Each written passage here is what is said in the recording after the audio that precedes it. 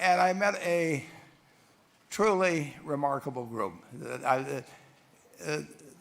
Whether it was male, female, Hispanic, African American, whatever it might be, these people had one thing in common. They knew they had it in themselves. They knew they could be something beyond where they were. They were willing to put their time, their energies to better themselves. And behind them, as I saw when I got to the graduation on September 22nd, frequently they had parents who were crying as they received, their children received the degrees. They had spouses, they had siblings. It was one of the great experiences of my life. And at that point, I was hooked. So I went to New Orleans, I went to Chicago, I went to Detroit, I went to Cleveland, I went to Baltimore. And I met the most remarkable group of people. And if you'd told me that 22 or 2,300 out of those people would be here just 8 years later, having proven to yourself what you really could do with more skills, it's just remarkable. So I would like to just tell you a couple of short stories, and we'll draw maybe a couple of lessons from them. But I would like to tell you of two women that each sold a business to Berkshire Hathaway, to me actually, for many, many, many millions of dollars. Both of them started with $2,500. By a coincidence, it was the exact same amount. It was everything they had in the world. And one of them was a woman who landed in Seattle in 1917, couldn't speak a word of English, had a tag around her neck. The tag said, Fort Dodge, Iowa. The Red Cross got her to Fort Dodge, where she was reunited with her husband, who had come to the country a couple of years earlier. And she lived in Fort Dodge for 2 years, and as she put it, she felt like a dummy. She couldn't pick up the language. She couldn't learn a word. And so she and her husband decided to move to Omaha. So they came to Omaha in 1919, and there she found a small colony of Russian Jews, so she started feeling more at home. And then as her oldest daughter went to school, she would come home, this daughter, Frances, and she would teach her mother the words she'd learned in school that day. And this woman, Rose Blumpkin, spent 20 years saving money, bringing first her siblings over, her mother and father, $50 at a time. She sold used clothing to do it. She had 4 children during this period. And by 1937, after 20 years, she'd saved $2,500. She went to Chicago, and she bought what she could of furniture. Her dream had always been to open a furniture store. And this woman, who had never gone to school one day in her life, with $2,500, but with the same spirit that the people in this room had about having a dream and working to accomplish that dream, she built a business which she sold to me in 1983 for $60 million approximately, and which did $1.5 billion worth of business last year. The 4th generation is working in that business. This woman, Rose Blumpkin, she worked for me until she was 103. And then she retired, and she died the next year, which is a lesson to all of Berkshire's managers that premature retirement, you can't tell what's going to happen. But Mrs. B, with her $2,500, one further fact about her, she could not read or write. And she went into a furniture business, and she didn't bring anything unique in furniture, but she brought a determination to succeed. She knew she could outwork anyone else. She knew she cared about her customers. She worked at very low gross margins, but she built this incredible business. And I saw one other woman who did a similar thing with $2,500. I paid her hundreds of millions of dollars. Today, I'd like to tell you about one other small business person. This person, I went to buy his business from him, and he turned me down, which was very wise. But this was a fellow who was born about 8 years before I was. He was born in 1922. He was we'll call him Jack, lived in the Midwest. He was a pretty good athlete, didn't like school much. And I'm going to tell you one thing early in the story. Maybe you can figure out who the guy was. The company he built hires more college graduates each year than any other company in the United States. And this fellow, who was destined for this but did not know it, Jack, went to college for a year and then dropped out. He really wasn't that interested in school. And the year he dropped out was 1941. And when the United States became under attack, he went down to the Army Air Force recruiting station, volunteered, and they turned him down because he had hay fever. So he went over to the Navy and again volunteered, and they took him. They put him on an aircraft carrier.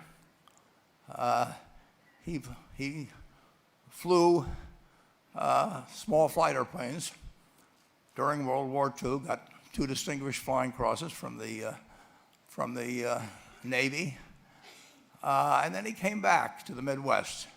So now we've got a young guy. Probably by this time he would be 23 or 24 years old. And the interesting thing is, he got back to the Midwest, and he actually kind of went from one job to another for a short period of, or not such a short period of time.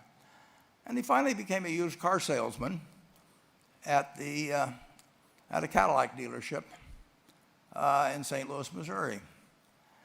And at age 35, having moved up in the organization, the sales organization, he said to his boss, could I go into car leasing business with you?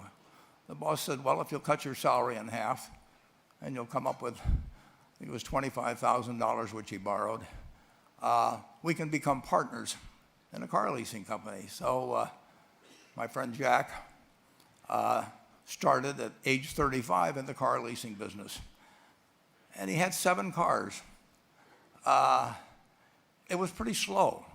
In fact, one of the things he did was whenever the phone rang, he let it ring 3 or 4 times so people would think that he was very busy answering other phones. And of course, it was the only call he was going to get all day. So his first venture was okay, but it wasn't really going to go anyplace. And there's a lesson in this for all of us. At age 40, he decided with 17 vehicles, 17 cars, he was going to go into competition in the rent-a-car business. So now he's taking on Hertz and Avis and National and people like that who have hundreds and hundreds of thousands of cars. And he's got 17 cars. And his cars aren't any different than theirs. I mean, he's buying them from General Motors or Ford or Chrysler. And he can't get the airport locations. Those companies have them all sold up. But he was determined that he would basically offer the customer, can't offer him a different car, but he can offer them friendlier service than they've ever seen. And so he started a company. He named it after the battleship that he'd flown from in the Pacific, which was the USS Enterprise. And he died about a year and a half ago. But when he died, his rent-a-car company, starting with those 17 cars, was worth more than Hertz and Avis and all the rest of the rental cars put together. The man's name was Jack Taylor, and his son, Andy Taylor, is a good friend of mine, runs the business now. A grandchild is in the business. There'll probably be a fourth generation along the line. So this man in the United States, he didn't invent artificial intelligence. He didn't do anything that, just like Mrs. B selling furniture, that any one of us could have entered those businesses. But he lived by the creed, basically, of delighting his customers and working with people and establishing the relationship with them so that they in turn would want to delight the customers. He couldn't go out there and take care of every rental car possibility, but he learned how to project himself and his attitude toward his fellow man and his desire, to make a friend out of every customer. He managed to take very ordinary cars and turn them into this extraordinary business from virtually nothing. And it illustrates several points.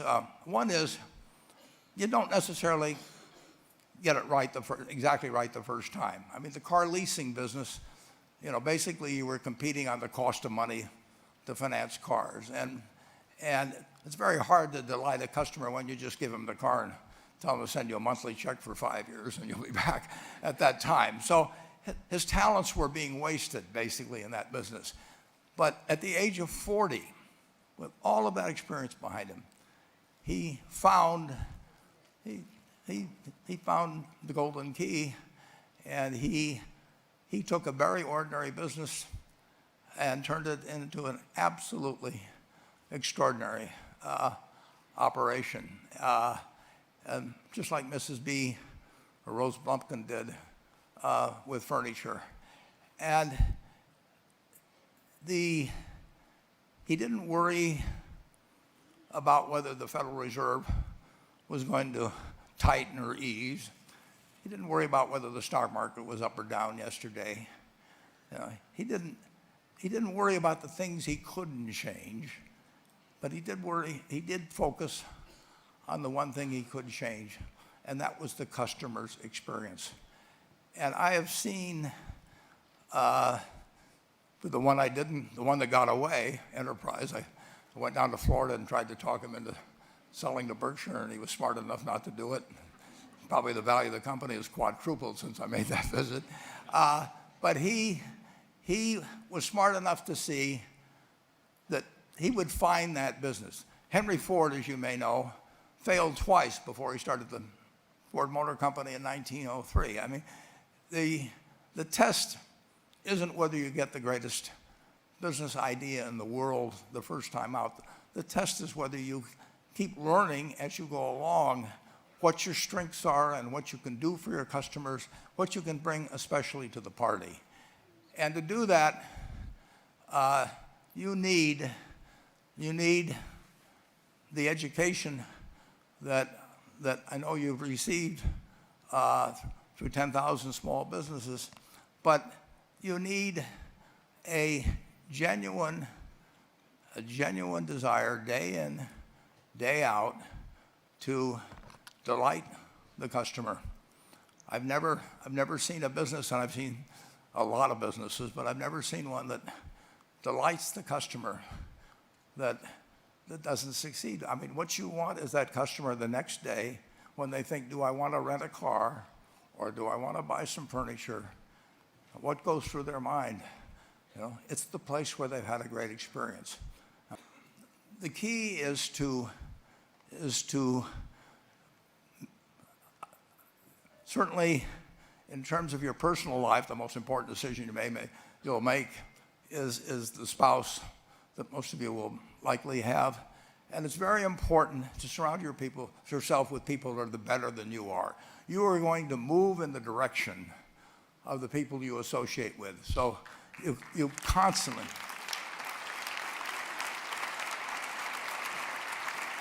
I've been enormously lucky in that respect.